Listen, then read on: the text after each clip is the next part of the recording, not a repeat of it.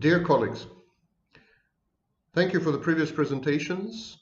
I was fascinated to learn about new treatments for trauma and stress and all the other topics, most of which are directly related to the pandemics.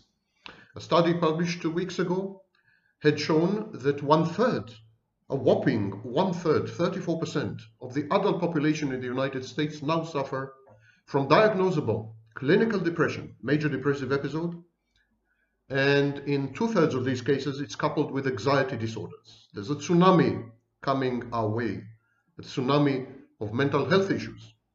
But my thesis in this presentation is that depression and anxiety are the tip of an iceberg, and that there are much more fundamental psychodynamics are happening under the surface. And these are long-term, irreparable, irretractable, and irreversible. If I'm right, the very composition of human psychology and the attendant mental health phenomena is going to change, at least for a few years, if not for an entire generation. So, my name is Sam Vaknin. I'm a professor of psychology in Southern Federal University in Rostov-on-Don in Russia, and a professor of finance and a professor of psychology in the outreach program of CIAPS, Center for International Advanced and Professional Studies. Apologies for the self-promotion, and let's get straight to the point. My presentation deals with a much neglected aspect of the pandemic, and that is the issue of habituation and habit forming during the pandemic and how it affects other dimensions and aspects of mental health.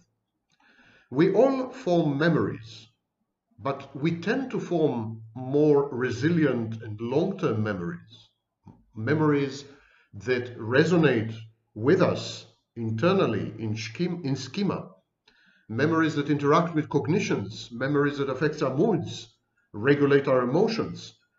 So more important memories, more psychodynamically functional memories are formed in familiar settings. The brain tends to compartmentalize. It takes in new sights, new sounds, new smells, new people, new places, compares them to previous experiences, and then catalogs them in a sort of taxonomic system. When the familiar environment is severely disrupted, as is the case in this pandemic, we have a problem with memory formation. Memories also go hand in hand with habits. Our memory is a daisy chain. It incorporates schema.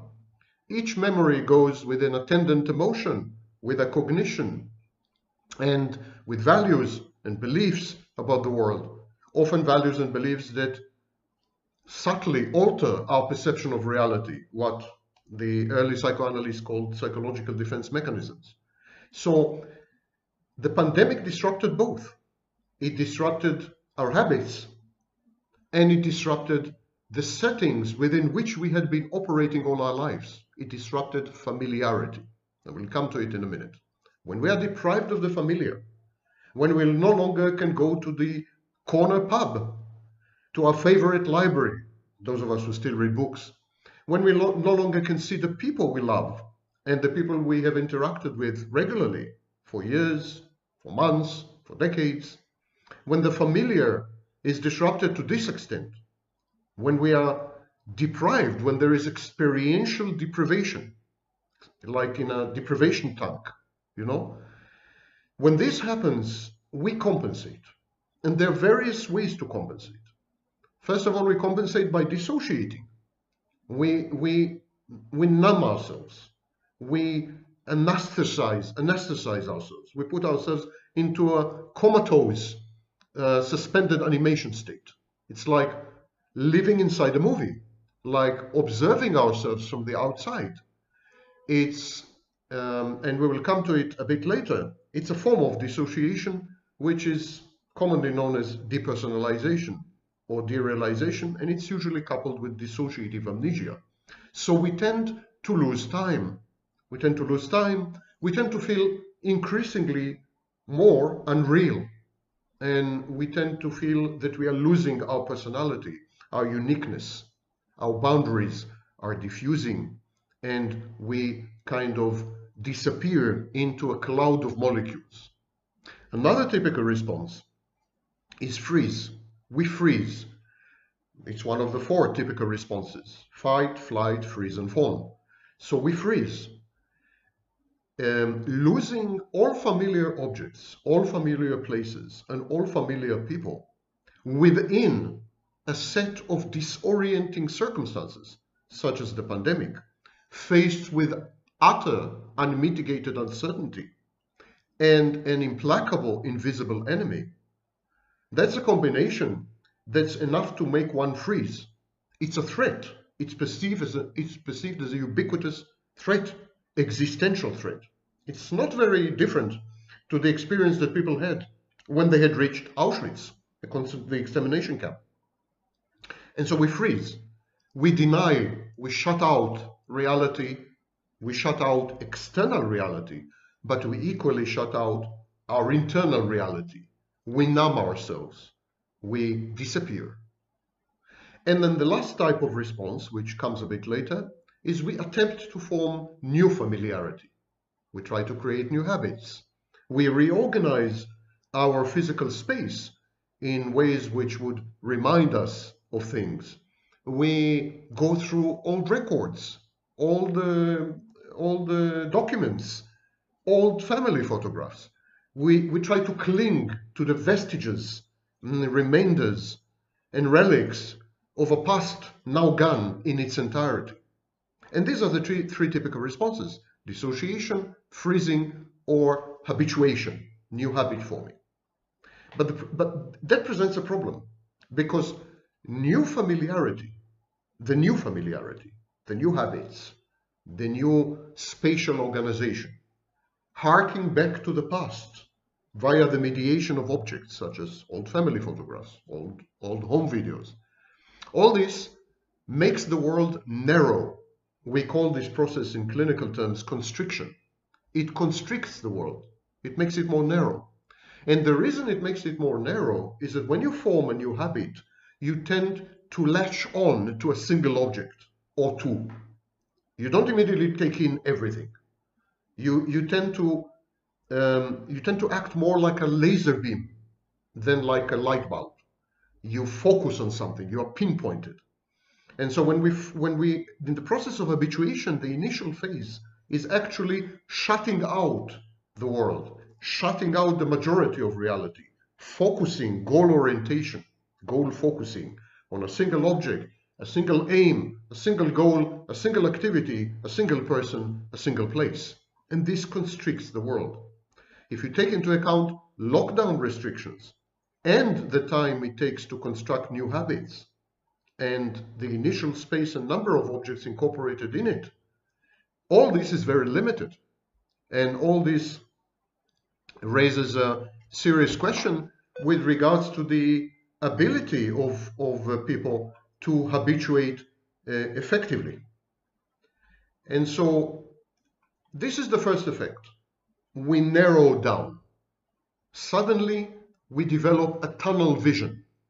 Suddenly, making coffee becomes our entire world. We are emotionally invested in these new habits and processes, however tiny, minor, frivolous, tangential, and fringe they are. It's a process of cathexis, emotional redirection of emotional, what Freud called and Jung called libido, the life force. So again, making coffee. I don't know, watching a movie at precisely 4 o'clock, your glass of wine at the end of the day. Now, all these things exist in normal day-to-day functioning, but they acquire disproportional importance when they are the only habits in your world. When actually you are denied access to familiar objects, familiar places, and familiar people. And you have to develop new familiarity, which essentially, mostly, involves only you. It's a solipsistic, autistic activity. And so there is a drop in self-efficacy.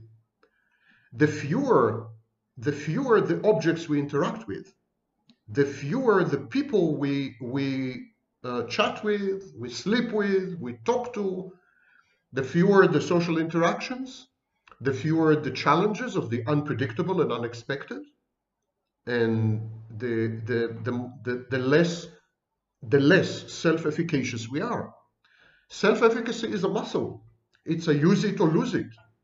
And so if you don't do new things, if you don't develop yourself, you don't challenge yourself, usually through the agency of other people are the agents of change. If you don't do any of this, your self-efficacy drops and you feel it. You feel that you are less self-efficacious. You feel that your goals are becoming smaller and smaller. You feel that you feel this narrowing tunnel vision down thing. You feel that you are becoming microscopic rather than macroscopic. You, in a way, become your own object, manageable object. And so there's a drop in self-efficacy.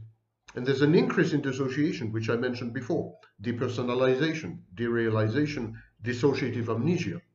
And the combination of these two create a disjointedness, a discontinuity in existence. You feel discontinuous. You feel that, I don't know, from 8 o'clock to 10 o'clock was a different person than from 4 o'clock to 6 o'clock in the afternoon. You feel you're not your self, what Jung called the constellated self. You feel that there's no thread, there's no thin line connecting who you were in the morning to who you are in the evening to who you're going to be at night. And you're beginning to feel like an assemblage of people. You're beginning to feel like a hive person or a swarm person, very similar to a swarm of bees or locusts or ants. You're insecticized in a way. And so you're trying to compensate for this. And one way to compensate for this is confabulation, because disjointedness and discontinuity, personal discontinuity, we'll come to it in a minute, is a part of a larger clinical phenomenon known as hyperreflexivity. But because they make you feel that you are not one, they disrupt your unitary mindness, your ipseity. So because they're like that, what people try to do, they try to bridge the lost time and the lost identity. Patients with borderline personality disorder describe this all the time. They say, it wasn't me. I was on autopilot. I was observing myself from the outside. It felt unreal. And they don't maintain the same values from day to day. They don't maintain the same decisions, same opinions. They don't maintain sameness. And in technical terms, this is known as identity, in clinical terms. This is known as identity disturbance or identity diffusion. It's actually a diagnostic criterion in the alternate model of borderline personality disorder in the 5th iteration of the Diagnostic and Statistical Manual, published in 2013. So identity disturbance and identity diffusion are reaction to external shocks to the system. By the way, not only in individuals, in collectives as well. Look what's happening to the United States, how it's grappling with its identity now. Racial identity, other identity, the questions of freedom, question of constitutionality. I mean, such massive external, systemic shocks create identity disturbance and identity diffusion. And one of the main tools to cope with this is confabulation. Trying to bridge the breaks and the schism and the fractures and the fault lines in the personality and the identity is often done by inventing narratives, concocting, conjuring up stories, storylines, scripts, movie scripts. Confabulations are not lies. Confabulations are speculations as to what could have been reasonably, what is plausible, what is probable. For example, if you suddenly missed half an hour, the last thing you remember was half an hour ago, and then you suddenly kind of woke up half an hour later. You're bound to ask yourself, what has happened in this half an hour? And so what you would tend to do normally is confabulate. You would say, well, I find myself in the kitchen half an hour later, probably I wanted to make coffee. This probably I wanted to make coffee is a confabulation, of course. It's speculation. You can't prove that you went to the kitchen to make coffee. Maybe you went to the kitchen because you heard a noise. Or maybe you went to the kitchen because you were on your way somewhere. But you confabulate. People confabulate when they are faced with a fracturing, fragmentation, or in this case, I would say, implosion of identity. Now, everything I'm describing, everything I've just described, these are crucial elements in psychotic disorder. I have been describing hitherto the rudiments of psychosis. Psychosis is about confusion between internal and external objects. That's one aspect and one element. But psychosis mainly is about hyperreflexivity or hyperreflection, depending which text you adopt. And hyperreflexivity and hyperreflection involve all these: dissociation, disjointedness, discontinuity, confabulation, drop in self-efficacy, and so on. So in a way, my thesis in this presentation is that the pandemic is pushing all of us to become more and more, technically, clinically speaking, psychotic. Let's talk a bit more about discontinuity, hyperreflexivity, and dissociation. They are not only at the core of psychotic disorder, they are also defining hallmarks, dimensions, aspects, and features of several personality disorders, mainly narcissistic personality disorder and borderline personality disorder.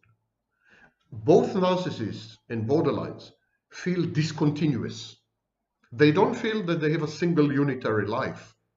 They feel that they stumble from one episode and anecdote to another in a totally incomprehensible universe. They have an external locus of control. In the case of the borderline, the locus of control depends crucially on issues of rejection, humiliation, abandonment, and so on. In the case of the narcissist, the external locus of control depends crucially on narcissistic supply, the regulation of fantastic grandiosity. But both of them feel discontinuous. And they are discontinuous, of course, precisely because they depend on external input, on feedback from the outside, from other people, in order to regulate their internal environment. For the borderline and the narcissist to feel continuous, they need to continuously interact with people, but not just with any person. They need to interact with someone who is willing to help them to regulate their internal environment. Again, in clinical jargon, clinical language, we would say that this kind of person is performing ego functions. So the narcissist and borderline outsource their ego functions from the outside. In the absence of an external environment, they cease to exist in the most profound sense of the word. They don't exist. They are not there. Their existence becomes an absence, when what they experience is their own absence. Can you imagine how terrifying this is? And this is exactly why I suggest that narcissistic personality disorder, and to a large extent borderline personality disorder, is an attenuated form of dissociative identity disorder, and that it borders on psychosis. Where I differ from Kernberg and others is that because borderline personality disorder is now widely perceived to be a failed attempt to create pathological narcissism, or to leverage pathological narcissism, because borderlines are failed narcissists. They, at the early development as children, they tried to become narcissists and they failed. So they remain borderline. They have the grandiosity, but they also have empathy. They also have emotions. They're very vulnerable. Consequently, they're dysregulated and labile as far as moods and emotions. The narcissist succeeded to create the firewall of grandiose narcissism, whether it's compensatory or not, egosyntonic, doesn't matter. But he succeeded to create a moat, a fortress, a firewall, use any metaphor you want.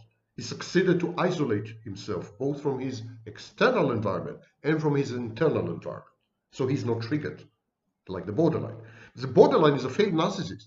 But if the borderline is a failed narcissist, then the borderline is further from psychosis, not nearer psychosis. It's the narcissist. The narcissist is the one who is close to psychosis. The difference between narcissism and psychosis is very fuzzy, very blurred, because they share so many features. And I would like to focus in this presentation on one of these features, which is crucial in habit formation and habituation.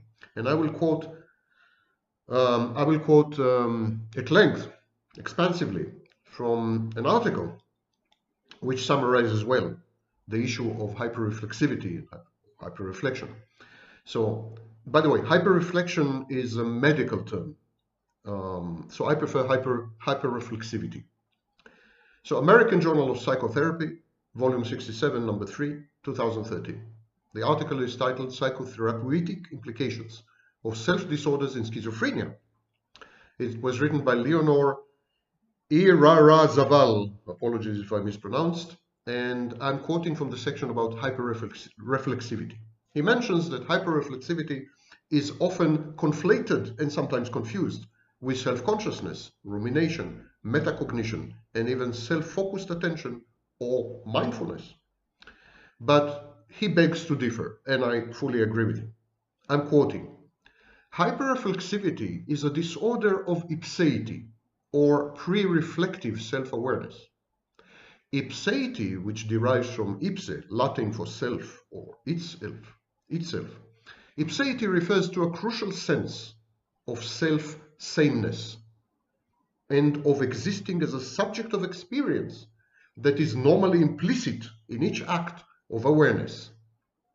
The central phenomenon of the schizophrenia spectrum disorders is a disturbance of the very mindness or first-person perspective that characterizes any experience.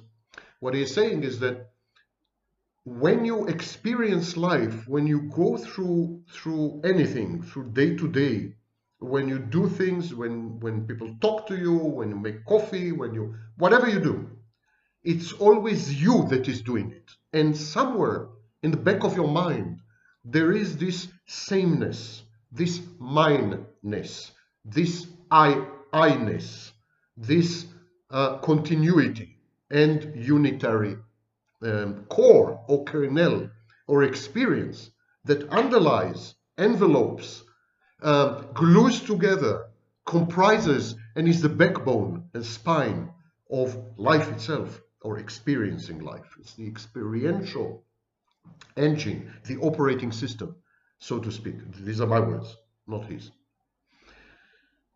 Continuing with the article. Sass, Parnas, and Zahavi in 2011 have recently made clear that hyperreflexivity is not at its core an intellectual, volitional, or reflective kind of self-consciousness. It's not something you control, it just happens to you. The authors explain that it occurs in an automatic fashion and has the effect of disrupting awareness and action by means of an automatic popping up or popping out of phenomena and processes that would normally remain in the background of awareness. All of us have experienced this. When we suddenly kind of wake up, it's like we move to a level of meta existence, and we look at ourselves and say, I am doing this.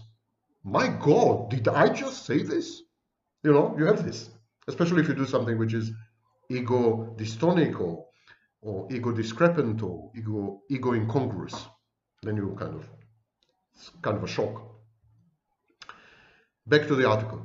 Reflectivity implies a stance towards oneself within an articulation of the subjective experience, similar to that which takes place in a psychotherapeutic context.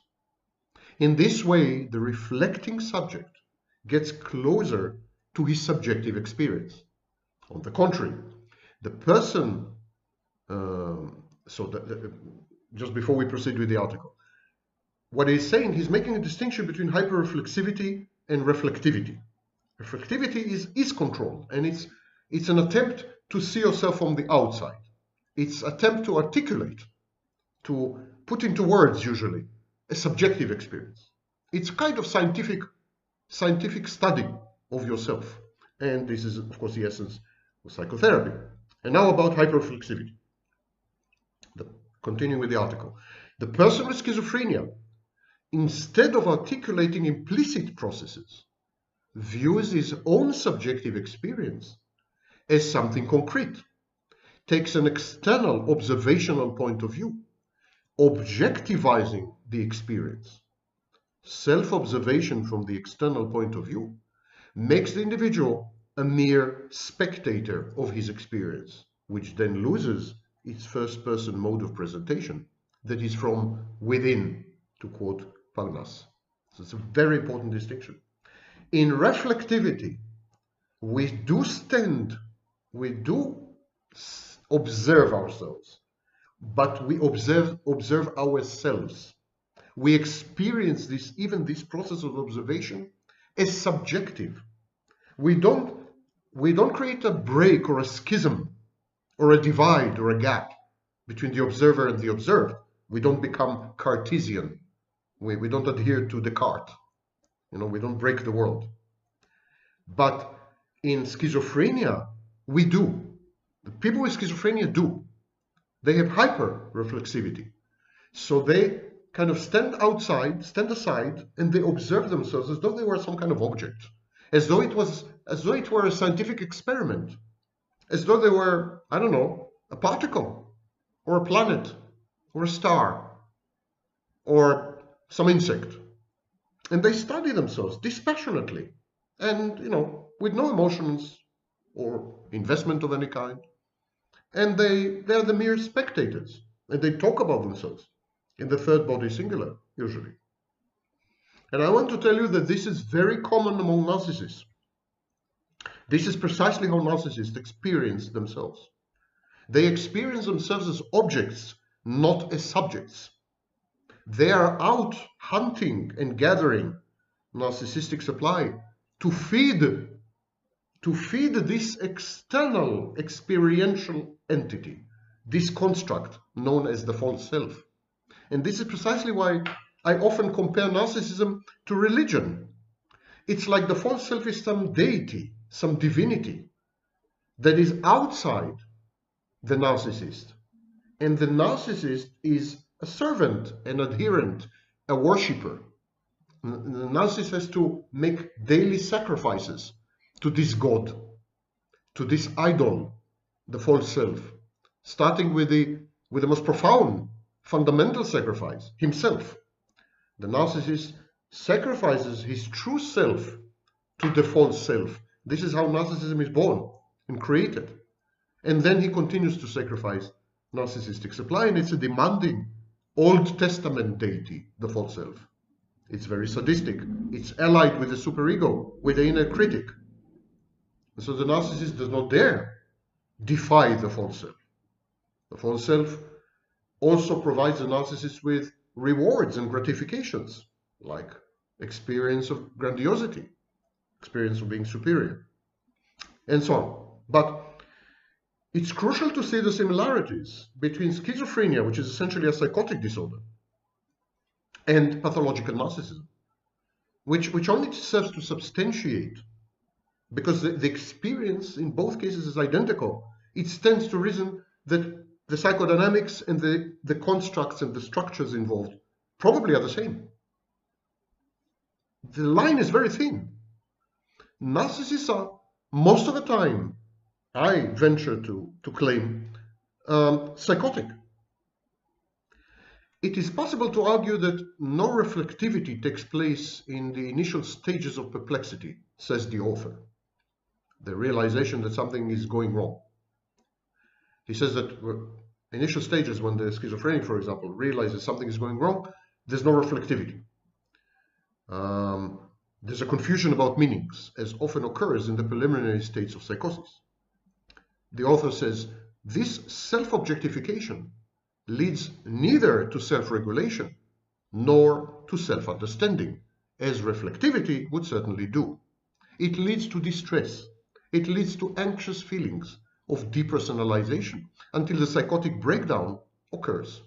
And this process of objectification finally results in pathological attributions or explications of the implicit. Fuchs, 2001. So, I postulate, and I couldn't find any equivalents in the literature, but so probably it's a new suggestion.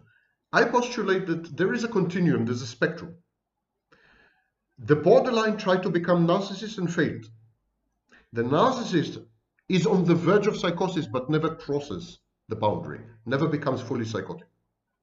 There's never a full psychotic breakdown, but the narcissist always teeters on the verge. Indeed, any psychiatrist will tell you that people diagnosed with narcissistic personality disorder often experience psychotic breaks and psychotic microepisodes under stress, including the stress of therapy. This is also common among borderlines, but the nature of the psychotic breakdown is very different. With a borderline, the psychotic breakdown has subjective content, subjective views. The borderline experiences her psychosis not as ego alien, not as something external to her. She experiences her psychosis as a continuation of inexorable processes which preceded the psychosis. Not so with the narcissist. The narcissist, in this sense, has what Cleckley called at the time schizoid personality. He has schizophrenic personality. He is very much psychotic, classic psychotic. So the narcissist experiences the psychotic break as ego alien, as something that came out of nowhere, is going to vanish into nowhere, into deep space, has no reason and rhyme, and is connected to nothing inside himself, to no psychodynamic process. Narcissist experiences the psychotic break as though it's happening to someone else. And in this sense, I would say that the borderline psychotic break is closely allied to her dysregulated emotions. It's a kind of dysregulated emotional psychotic break, or psychotic break induced by dysregulated emotions. While with the narcissist, the psychotic break is much more cognitive and it's much more dissociative. As ironically, one of the diagnostic criteria of borderline personality disorder is dissociation. And I think it's a big miss, a big lacuna, a big deficit in the diagnostic and statistical manual that they fail to recognize. Dissociation is much more severe, much more severe with narcissists.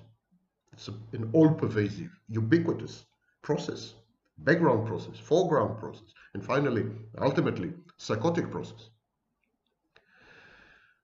The article continues.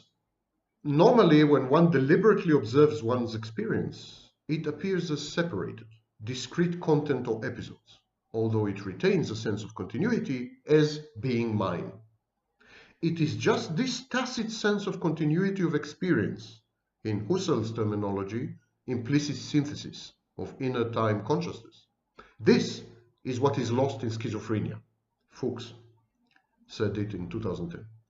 Since this implicit synthesis is necessary to form meaningful patterns, known in German as Gestalten, the patient's subjective experience will appear not only disintegrated or fragmented, but ultimately meaningless as a whole.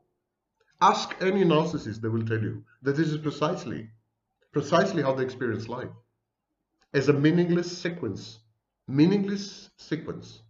of disjointed moments that have nothing to do with each other. The world starts afresh every minute, like Alzheimer. It's like dementia in a way. I'm continuing to quote from the article. Therefore, hyperreflection relates to a circuit of self-observation that is not reflective, but rather is a process of self-observation, monitoring, and paying attention to oneself in an automatic manner. The subject's experience becomes a pervasive object of attention from an external perspective, losing its first-person mode of presentation. The schizophrenic is alienated from his self. He is observing it, like some kind of scientific experiment. There's no first-person involvement, because there's no first person. Same with the narcissist. Same with the narcissist. I cannot emphasize this enough. The narcissist has no ego, no first-person experience. There's no one there. Nobody is there. It's a hall of mirrors, a kaleidoscope. There's an observer, but this observer is detached, distinct, separated, alienated, and has nothing to do with the narcissist. The article continues, the self-experience becomes explicit with an unfamiliar object-like quality. Yes, from this viewpoint, hyperreflexivity could be better understood as a hyper-objectification or self-objectification. What in this context, says the author, what in this context has been called disembodiment and hyperreflexivity, the two forms of conceptualization mentioned above, he says, might together be defined as a characteristic process of reification, which culminates in the psychotic episode of schizophrenia, Fuchs 2006, Hiriak and Fuchs 2010.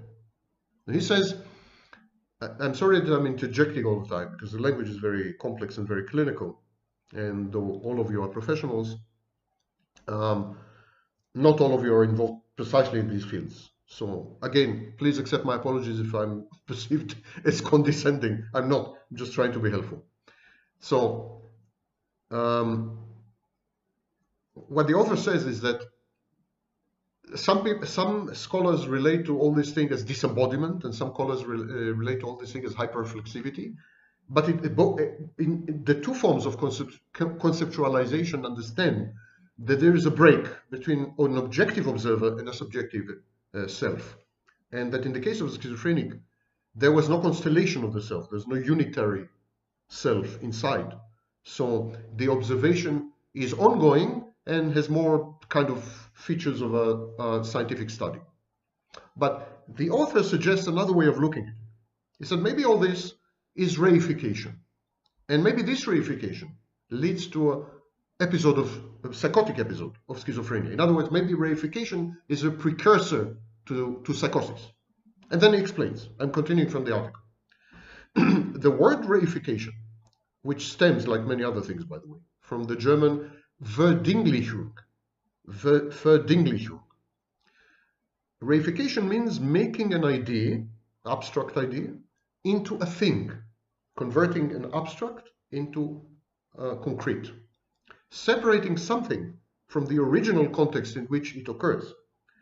And here it refers to the conversion of an experience that is turned into a thing, treating that which is implicit as something tangible, as if it were a separate object, when it is not the case, of course.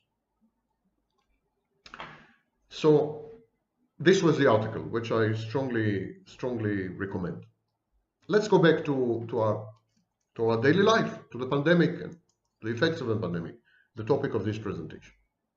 I suggest that this disorientation, this dislocation, the reactions to this external, massive, ubiquitous, all-pervasive external shock, the uncertainty, the fear, mortal fear, all these, the stress, is so enormous that it should lead to the triggering of extreme narcissistic defenses. And then I suggest that should the narcissistic defenses be strong enough, it would lead to a transient form of narcissism, or what was called by Millman acquired situational narcissism. And then I suggest that pathological narcissism is actually a form of psychosis, a form of psychotic disorder. So to cut a long story short, I'm proposing that the pandemic's external, all-pervasive, multidimensional, multifaceted, multifarious shock created a cascade which started with disorientation and is going to end in severe narcissistic psychosis founded on narcissistic defenses. And of course, the accompanying features, the tip of the iceberg, are depression and anxiety, because the patient feels her own disintegration. She feels the reduction in her self-efficacy. She experiences the constriction of her world, the narrowing down. She is vanishing.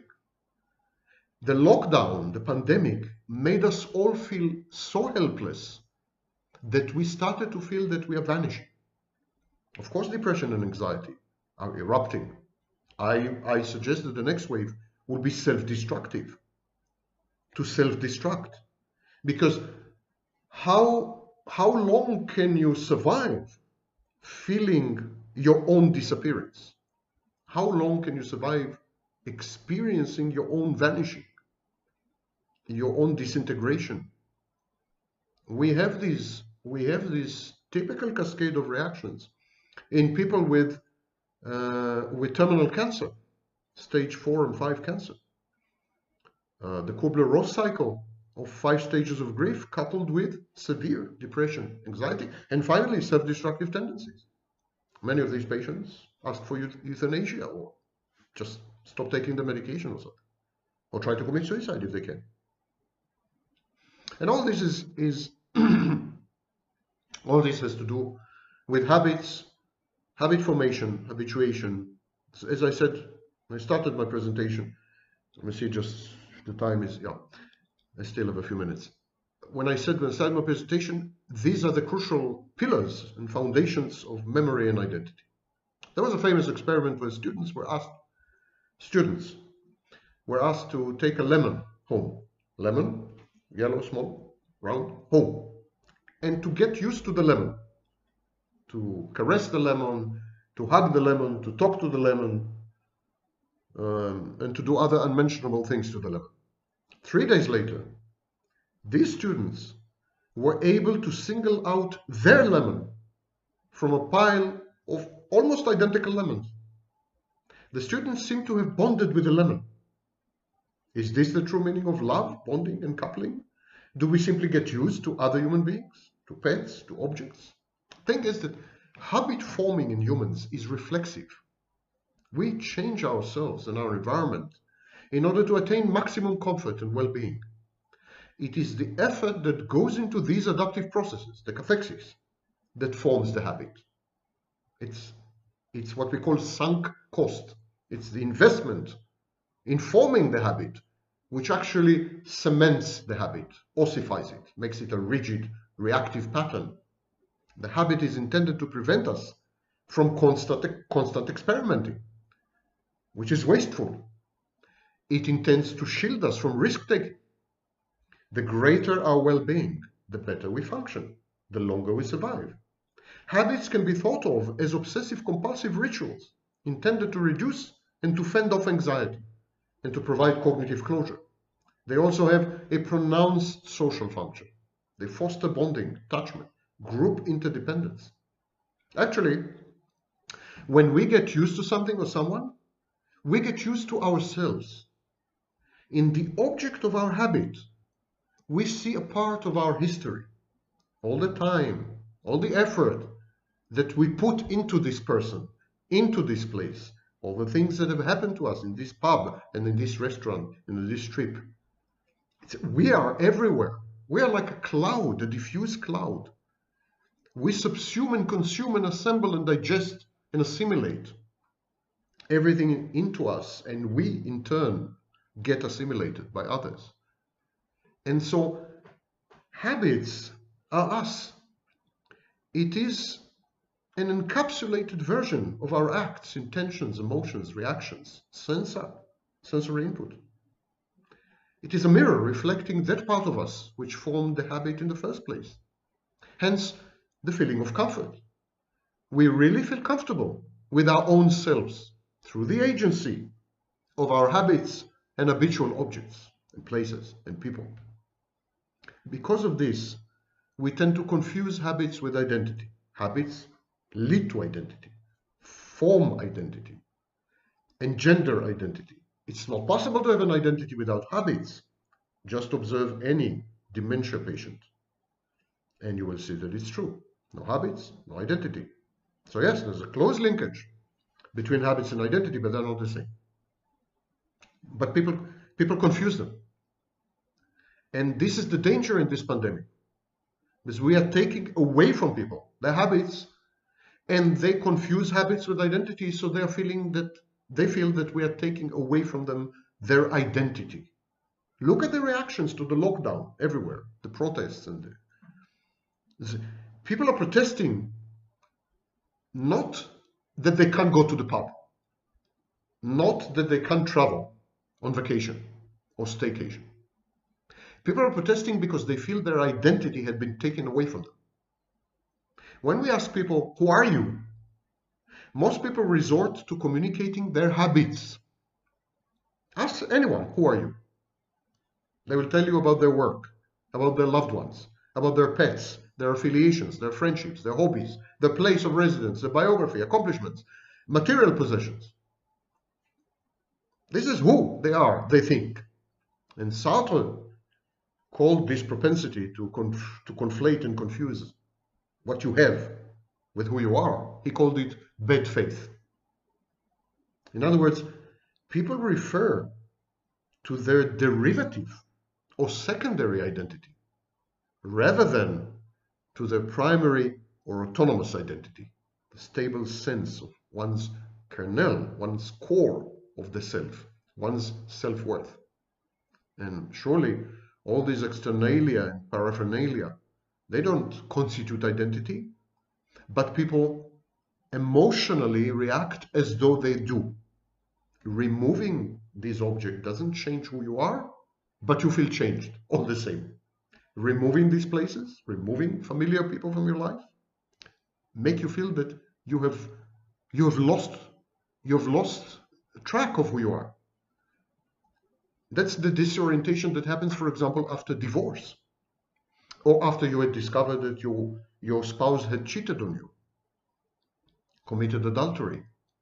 The spouse suddenly becomes not familiar. Removing familiarity removes, counterfactually, but intuitively removes identity. Habits make people comfortable and relaxed, but they're not part of one's identity in the truest, deepest sense. Still, people feel that they are. The question is it really important if they are or are not? Is it important if habits are identity or if habits are not identity? When everyone will tell you that they feel that habits are identity. I think it doesn't matter. I think this nitpicking, clinical nitpicking, academic, theoretical nitpicking, identity, habits, it doesn't matter. People feel that who they are is what they do. What they do on a daily basis is who they are. Where they go regularly is who they are. Who they meet regularly is who they are. Their family is who they are. Take away these elements and they don't feel who they are. They don't feel the same. They don't have sameness. They become hyper-reflexive. They have a psychotic reaction. It's precisely the thesis of my presentation. Pandemic is going to do this to people. So it is this simple mechanism of deception that binds people together. Take, for example, the most basic, allegedly basic, ostensibly basic, totally fallacious, but still we think it exists. Motherhood. There's no such thing. It's a total invention of the 18th and 19th century. Like childhood, also an invention of the late 19th century. These are social constructs. They don't have any foundation, biological or otherwise. But motherhood.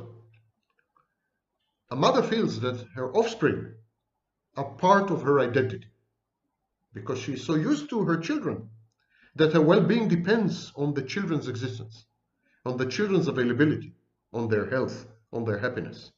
And so any threat to her children is perceived by the mother as a threat to her own self. In other words, she conflates and confuses her children with who she is, with herself, with her identity. She constellates, to use Jungian terms, she constellates them into herself.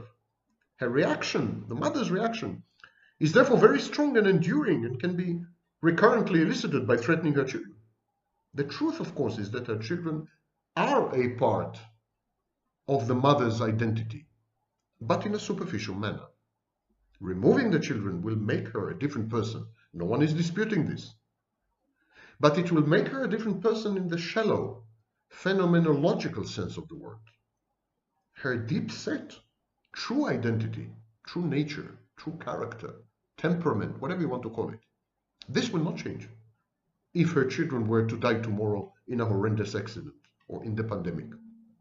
Children do die at times. The mother goes on living, essentially unchanged. The quiddity is not touched. But what is this quiddity? What is this kernel of identity that I'm referring to? What is this immutable core? This immutable entity, which is who we are, what we are, and which ostensibly is not influenced by the death of our loved ones, for example, or a pandemic, or inability to go out. What can resist the breakdown of habits, that die hard. It is what we call our personality. Personality, this elusive, loosely interconnected, interacting pattern of reactions to our changing environment. It's like the brain, neuroplastic. It's difficult to define, difficult to capture. Like the soul, many believe that it does not exist, that it is a fictitious, convenient, conventional idealization. Yet, we know that we do have something, a steering, and we call it personality. We feel it, we experience it. It sometimes encourages us to do things. At other times, our personality prevents us from doing them.